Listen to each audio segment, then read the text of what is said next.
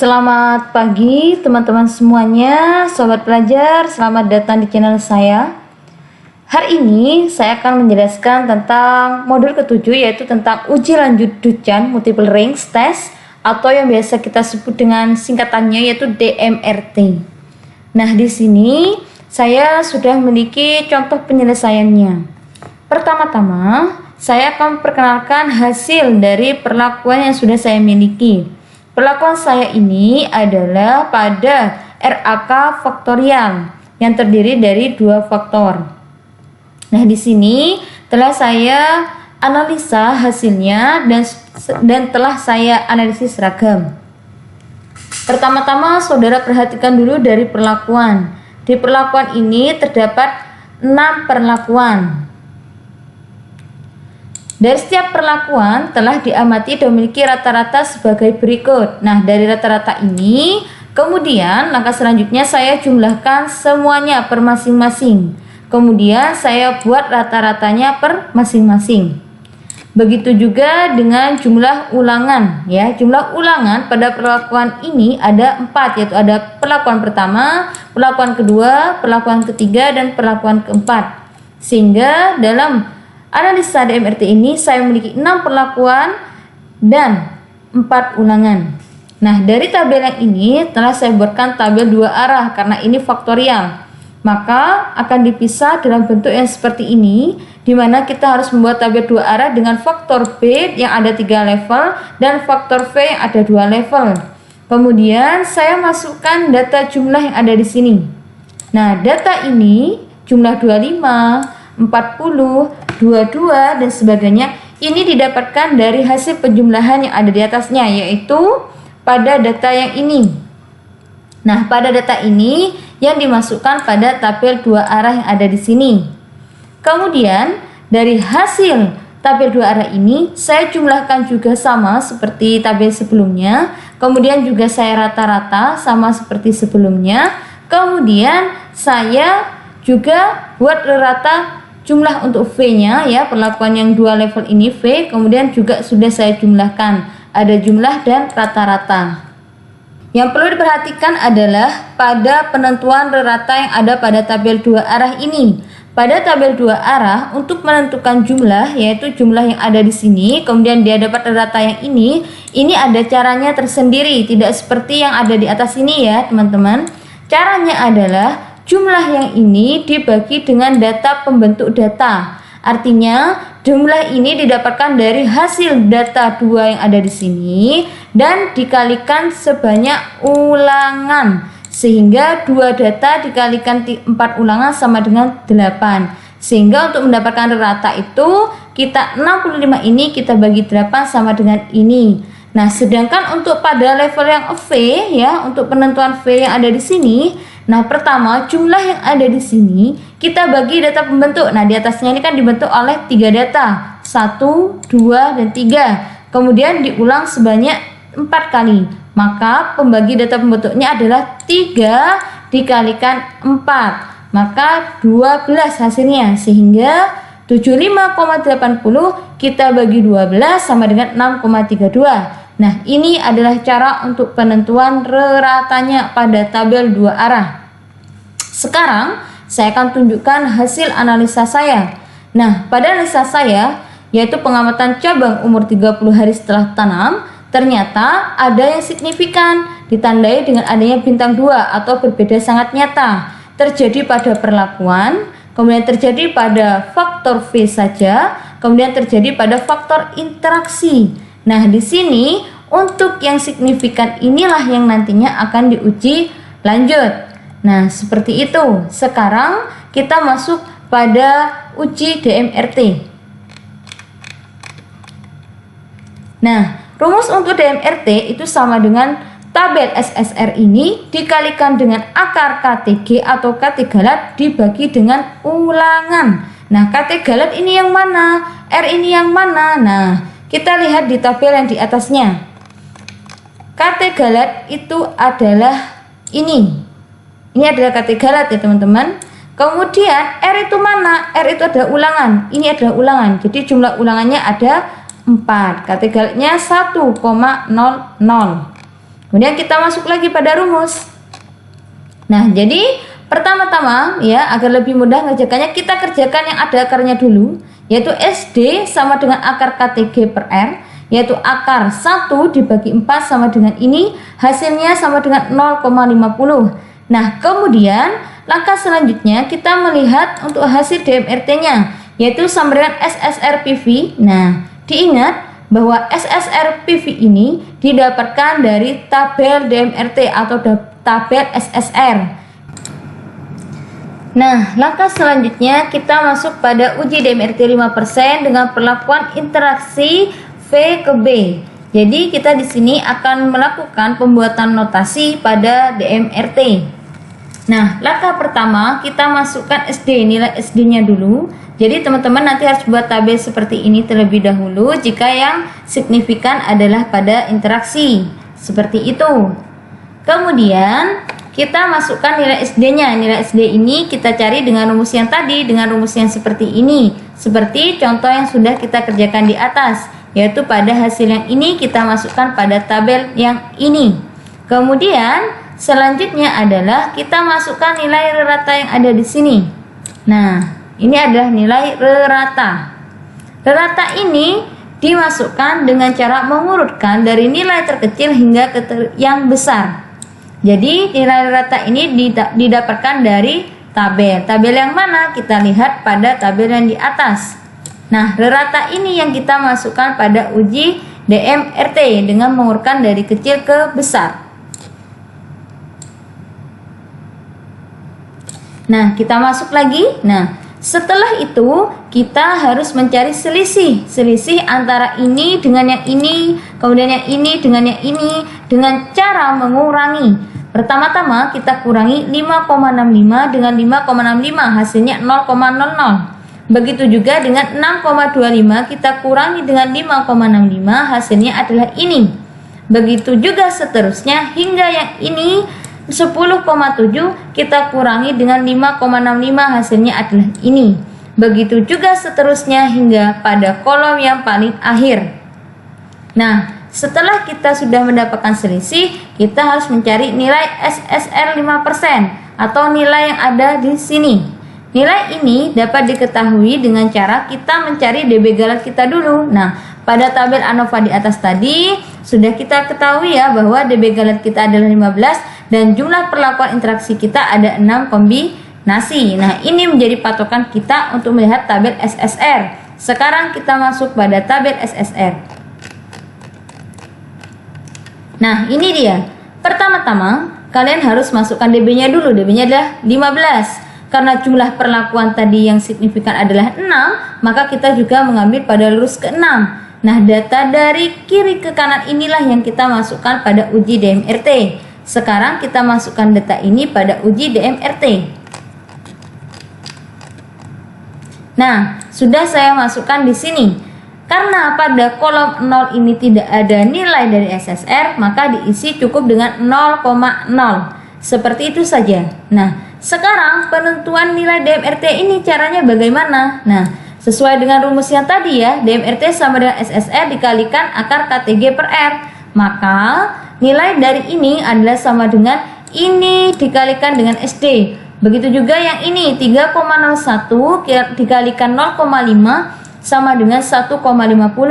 Begitu juga seterusnya hingga dengan 3,36 dikalikan 0,5 sama dengan 1,68. Ini adalah nilai DMRT per masing-masing. Seperti itu caranya. Nah, kemudian bagaimana caranya kita untuk penentuan notasinya? Bagaimana caranya? Nah, pertama adalah dengan membandingkan. Membandingkan yang ini dengan yang nilai 0 ini, yang ini dengan nilai yang 2. Di sini akan saya berikan tanda agar lebih mudah ya, bahwa ini pembandingan dengan yang 0. Kemudian ini membandingnya dengan nilai DMRT yang kedua. Kemudian yang ini dengan yang ketiga. Dibandingkan dengan yang ini dibandingkan dengan nilai DMRT yang keempat. Yang ini dibandingkan dengan nilai DMRT yang kelima. Dan yang ini dengan yang keenam. Begitu juga yang ini. Sama ya teman-teman pembandingnya.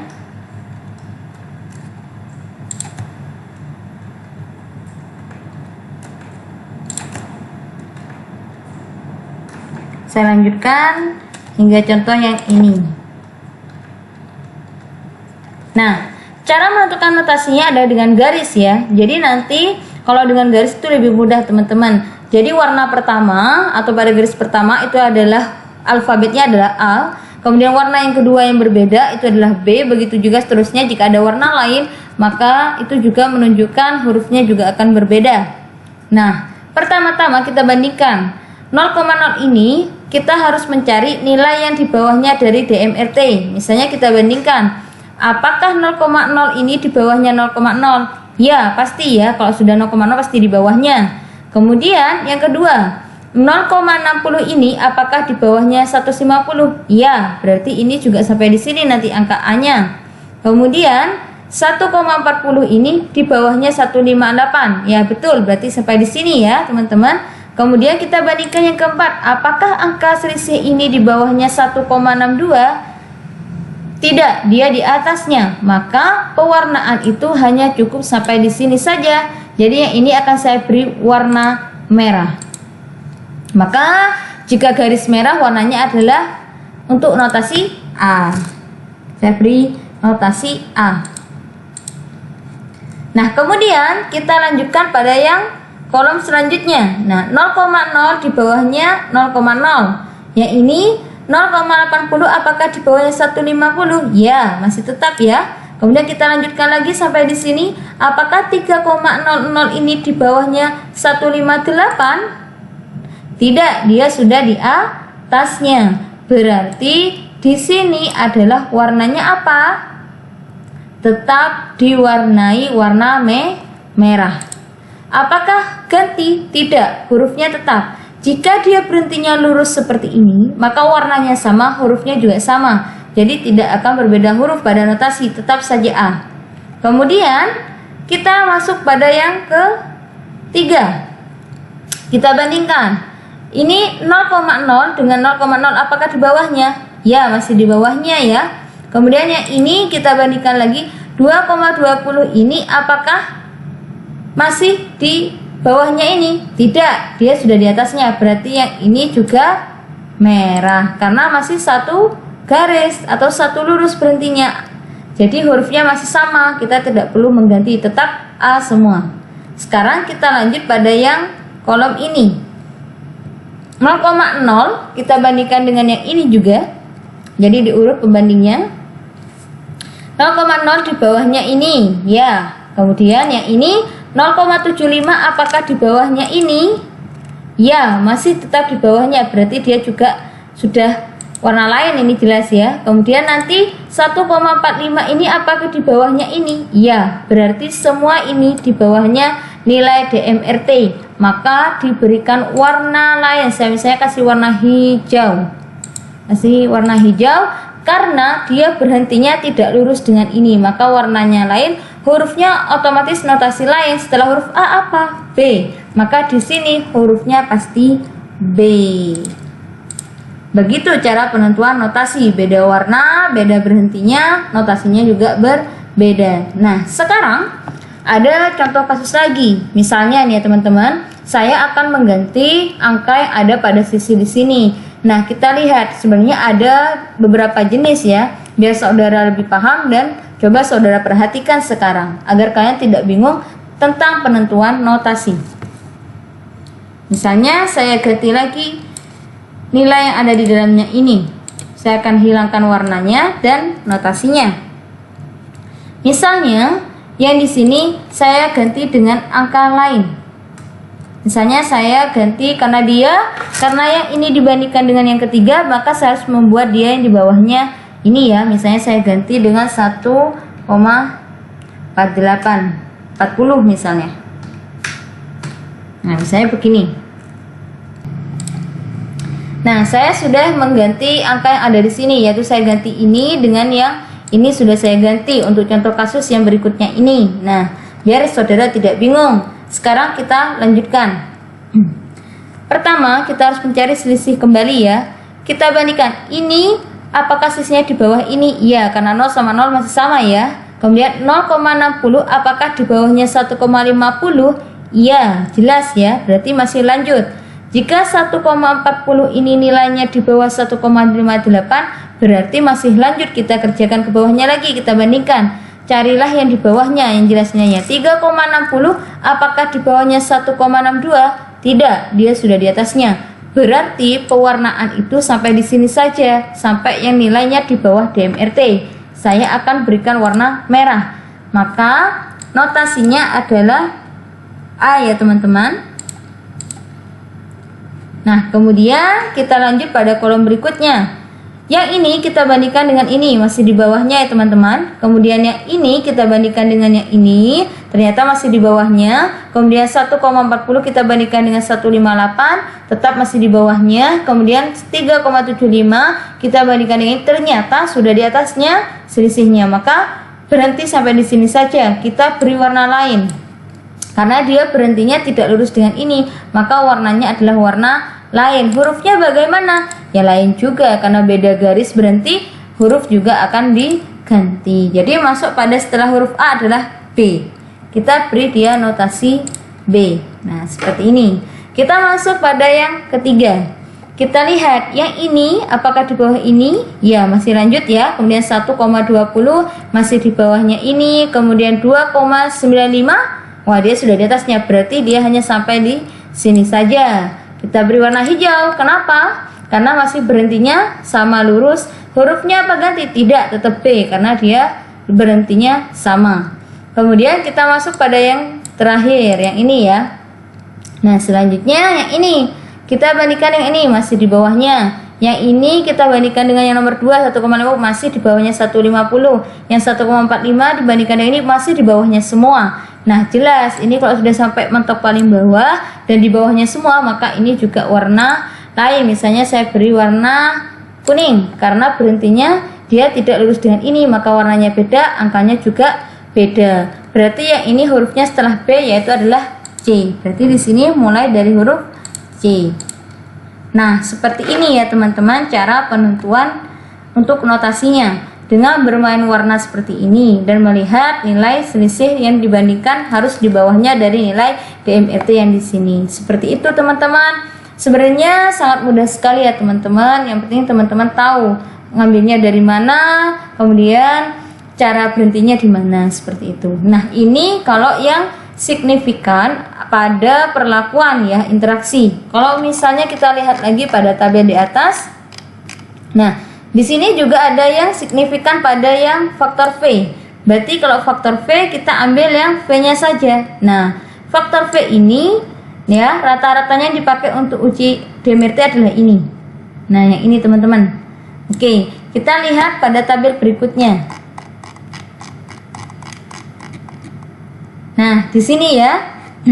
Di sini sudah saya urutkan juga 9,47 dan 14,9 dengan angka yang sama. Kemudian nilai DMRT ini kita cek ya, jumlahnya adalah 2, DB galatnya tadi kan 15. Kita cek pada DMRT di bawah ini pada tabel SSR.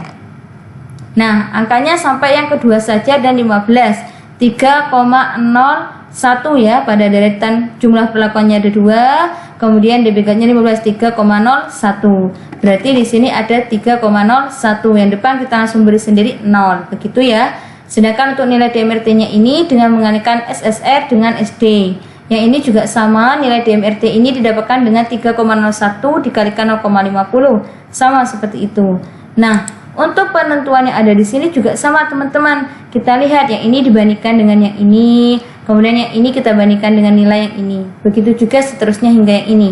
Dan ternyata nilai yang ini ya teman-teman, saya hilangkan dulu warnanya biar kita mudah untuk pemberian notasinya.